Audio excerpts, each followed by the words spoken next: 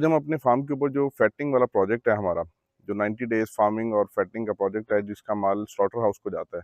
3 जो है इंपॉर्टेंट चीज़ें होती हैं।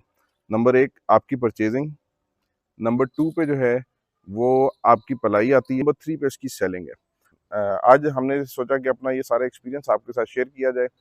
अस्सलाम वालेकुम वरहमतुल्लाहि वबरकातुहू। Welcome back to another vlog. उम्मीद करता हूँ सब दोस्त खैरियत से होंगे।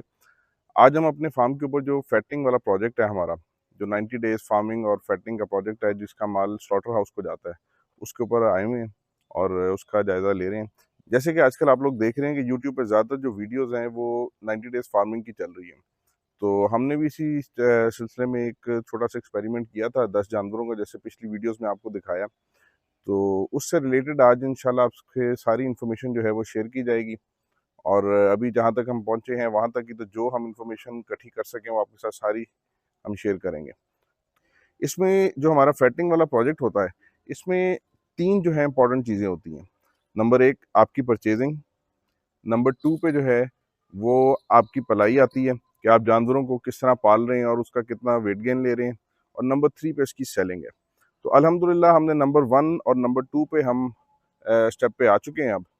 तो उससे रिलेटेड आपको जो है सारी इन्फॉर्मेशन देंगे। ये जानवरों की जो नंबर 1 स्टेज है, जिसमें आप जाके मंडियों से परचेजिंग करते हैं, इसमें 3 से 4 बड़ी मंडियाँ हैं, जिसमें लुड्डन मंडी आती है, मुल्तान मंडी आती है, मल्लू मोड़ की मंडी है। तो इधर जो है इनकी जाके परचेजिंग होती है। और हम लोग क्योंकि लाहौर के अंदर वाक़ हैं, तो ये काफ़ी एक हेक्टिक जॉब होती है। हम रात को तकरीबन 2 से 3 बजे निकलते हैं, ताकि 5-6 बजे सुबह मंडी के टाइम पे पहुँचा जा सके। वहाँ पे जाके जो है हम अपना सारी परचेजिंग जो है वो करते हैं। और अगर आप लोग ये फार्मिंग करना चाह रहे हैं, तो या तो आपको जानवरों की परचेजिंग का आइडिया हो, या फिर आपको लाजमी कोई ऐसा बंदा साथ आप लोग लेके जाएं जो आपको वहाँ पे सही तरह परचेजिंग करवा दे, क्योंकि मंडियों में बहुत सारा धोखा भी होता है। और एक नया बंदा जिसको इस की परचेजिंग से रिलेटेड इंफॉर्मेशन कम है, या आप कह लें कि एक्सपीरियंस कम है, उसके लिए बड़ा मुश्किल हो जाता है। तो वहाँ से फिर परचेजिंग करके हम जानवरों को अपने फार्म पे लाते हैं वापस। तो तकरीबन आप समझें कि रात के 8-9 बज जाते हैं। अब आप थोड़ा सा इसको आइडिया लीजिएगा कि पिछले दिन हम रात को 2 बजे निकले, और जब हम अपनी परचेजिंग ख़त्म करके वापस आते हैं तो हमें अगले दिन के रात के 8-9 बज जाते हैं। तो एक काफ़ी एक हेक्टिक जॉब है। इसमें थकावट भी ठीक-ठाक होती है और जानवरों को भी बहुत थकावट होती है। तो इसमें हम जानवरों को ला के फिर फार्म पे जब छोड़ते हैं, तो उसके बाद इनका तकरीबन 25 दिन का जो है वो प्रोटोकॉल पीरियड चलता है, जिसको हम प्रोटोकॉल पीरियड कहते हैं। और उसमें होता क्या है कि 7 दिन तक तो जानवर ने जो है बिल्कुल उसको टाइम चाहिए 7 दिन का, जिसमें वो रिलैक्स करेगा। जगह चेंज हुई है, ये मंडियों में पता नहीं कहाँ कहाँ से चले होते हैं, और कितनी कितनी मंडियाँ व्यापारी इनसे करवा के आए होते हैं, तो बहुत इनको थकावट होती है और जिसकी वजह से इनका वेट लॉस भी बहुत ज़्यादा हुआ होता है। तो जब ये आपके फार्म पे आ जाएं तो ये 7 दिन तकरीबन लेते हैं नॉर्मलाइज होने में, दोबारा अच्छे तरीके से चारा खाने में, नई जगह के मानूस होने में। जब हम लोग अपने जानवरों का जो प्रोटोकॉल है वो किस तरह स्टार्ट करते हैं कि हम उनको पहले 7 दिन जो है सिर्फ चारा डालते हैं। उस चारे के साथ जब इनको 5 दिन हो जाते हैं फार्म के ऊपर, तो हम इनको आइवोमैक्स का एक इंजेक्शन लगा देते हैं। आइवोमैक्स का इंजेक्शन जो है ये तकरीबन आपको कॉस्ट करता है अराउंड 7 से 8 हज़ार रुपये का, और ये फ़ी जानवर तकरीबन 5 सीसी लगता है। इससे फ़ायदा क्या होता है कि जानवरों को के अंदर जितनी भी स्किन डिजीज़ेज़ हैं, जितना भी इनके अंदर वो चिच्चड़ वगैरह और इस तरह का अगर कोई मामला है, या किसी किस्म की कोई जो स्किन डिजीज़ है, वो इंजेक्शन इनकी वैक्सीनेशन कर देता है। उससे फिर ये उन सब चीज़ों से पाक हो जाते हैं। अच्छा, आइवोमैक्स इंजेक्शन जब 5वें दिन लगा दिया, उसके बाद हम इनको तकरीबन जो है वो 20 दिन का गैप देते हैं। 15 से 20 दिन का आप कह लें। 20 दिन के बाद मतलब आप अब 25वें दिन खड़े हैं, 25वें दिन के अंदर 25वें दिन जो है आपने इनको इनकी डिवर्मिंग कर देनी है सारी। उसके बाद ये बिल्कुल जो है आप कह लें कि एक ज़ीरो स्टेज पे आ जाते हैं, जिसमें इनकी डिवर्मिंग भी होगी, स्किन से रिलेटेड इन्हें जो है वैक्सीनेशन भी लग गई। और मौसम के लिहाज से अगर मुँह खुर वगैरह की आपने वैक्सीनेशन करवानी है, तो वो भी आप करवा लेते हैं इसी 25 दिन के अंदर। उसके बाद इनकी हम कंप्लीट डाइट स्टार्ट कर देते हैं, जिसमें हम सुबह के टाइम इनको जो है वो साइलेज, और साइलेज के साथ थोड़ा-सा हरा चारा मिक्स कर देते हैं, ताकि जो है वो शौक से खाएँ। और शाम के टाइम हम इनको जो है वो इनकी वंडा देते हैं।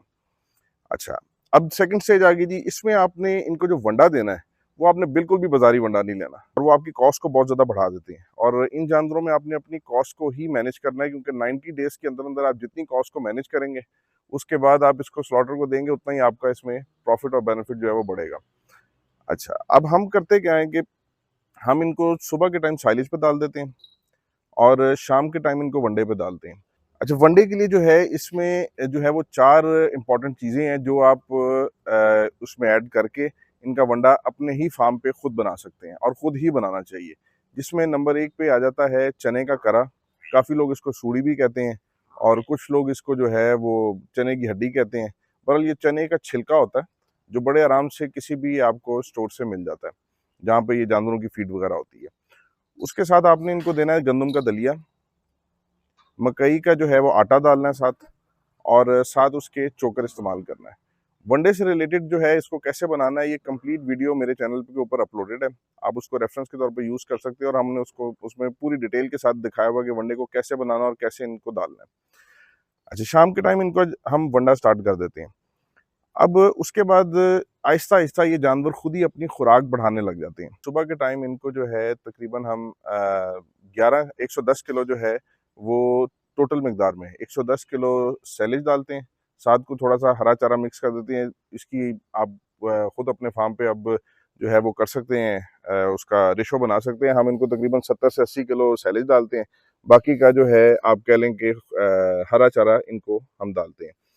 तो उसके बाद जो शाम के टाइम है उसमें हम इनको वंडा देते हैं, 2 किलो फी जानवर। उसके ऊपर हम इनको मिनरल मिक्सचर जो है वो साथ दे रहे हैं। वो तकरीबन हमने 50 ग्राम फी जानवर से स्टार्ट किया था, और इसको 200 ग्राम फी जानवर तक आप लेके जा सकते हैं। इससे ऊपर नहीं लेके जाना, बस 200 तक ठीक होता है। तो आप इनको खुराक देते हैं तो ये अल्हम्दुलिल्लाह आपको तकरीबन जो है 50 दिन के बाद अपना वेट गेन स्टार्ट कर लेते हैं। वेट गेन तो वैसे पहले ही स्टार्ट हो जाता है, लेकिन 50 दिन के बाद आपको एक वाज़ह फ़र्क जो है वो नज़र आ रहा होता है कि जिस कंडीशन पे आप जानवरों को ख़रीद के लाए हैं, और 50 दिन के बाद की कंडीशन में आपको वाज़ह उसमें बेहतरी और फ़र्क महसूस होता है। तो ये इस तर्ज़-ए-अमल के ऊपर जो है वो कोई भी दोस्त अगर फार्मिंग करना चाहे तो वो कर सकता है, क्योंकि हम आपके साथ जो भी चीज़ें शेयर कर रहे हैं वो हमारे अपने एक्सपीरियंस से रिलेटेड है। मेरी पिछली वीडियोज़ में भी जो है वो सब कुछ आपको नज़र आ रहा होगा, और उसके अलावा हम इनके साथ कोई और फ़ीड, कोई और बाज़ारी बंडा, कोई चीज़ किसी किस्म की हम इस्तेमाल नहीं कर रहे। बस यही 2 चीज़ें हैं, और इसमें बेसिक जो हमने अपनी चीज़ को देखना होता है कि हमने ये इस 90 डेज़ की फार्मिंग के अंदर अपनी कॉस्ट को कम से कम रखना है, और इनको ज़्यादा से ज़्यादा ग़िज़ाइयत वाली चीज़ खिलानी है, और वो देसी खुराक से ज़्यादा बेहतर कुछ नहीं है। अब गंदम उसमें बहुत ज़्यादा ग़िज़ाइयत है, मकई उसमें बहुत ज़्यादा है, जो चनों का छिलका है वो इनके लिए बहुत अच्छा टॉनिक प्ले करता है, साथ चोकर। तो इसी तरह इनकी भलाई होती है। अब इंशाल्लाह जो है इनको जिस टाइम हम पूरा 90 डेज़ कंप्लीट करेंगे, फिर आपके साथ सारी इन्फॉर्मेशन शेयर करेंगे कि इनका वेट जब हमने ख़रीदा तब कितना था, और 90 डेज़ के बाद कितना है, और फिर स्लॉटर हाउस में जब लेके जाएंगे तब भी जो है आपके साथ ये सारी डिटेल शेयर करेंगे कि स्लॉटर वालों के क्या मामलात होते हैं। तो ये करके इंशाल्लाह आपके साथ इसकी कंप्लीट फिजिबिलिटी ये 90 डेज़ कंप्लीट होने के बाद जो है वो हम शेयर करेंगे। अभी तक अल्हम्दुलिल्लाह हम इस बात पे बहुत सैटिस्फाइड हैं कि हम अभी तक की स्टेज के लिए जो कुछ हमने किया है, हम उससे बिल्कुल सैटिस्फाइड हैं। हमारे जानवरों ने माशाल्लाह बहुत अच्छा रिज़ल्ट हमें शो किया है। ये आपको दिखा सकते हैं कि जो है जानवरों की पोजीशन आज एक बिल्कुल ही नया रंग इनका माशाल्लाह सामने आ रहा है, और सब जो है वो बड़े अच्छे तरीके से अपना चारा वो खुद ही खा रहे हैं, और एक अच्छा रिजल्ट शो करना उन्होंने स्टार्ट कर दिया। अब सेकंड स्टेज के अंदर जो है वो जो चीज़ ज़्यादा इंपॉर्टेंट है वो ये है कि आपने इन जानवरों को जब अपने फार्म पे लाना है तो आपने इनको खुला अहाता देना है, जिसमें ये खुराक भी अपनी मर्जी से खाएं और पानी भी जो है अपनी मर्जी से पिएं। खुलियों में हर वक्त पानी मौजूद हो। खुराक जो है हम जो इन्हें डाल रहे हैं, हम इन्हें सुबह जो है तकरीबन 4:30 बजे डालते हैं, उसके बाद शाम को 4:30 बजे डालते हैं।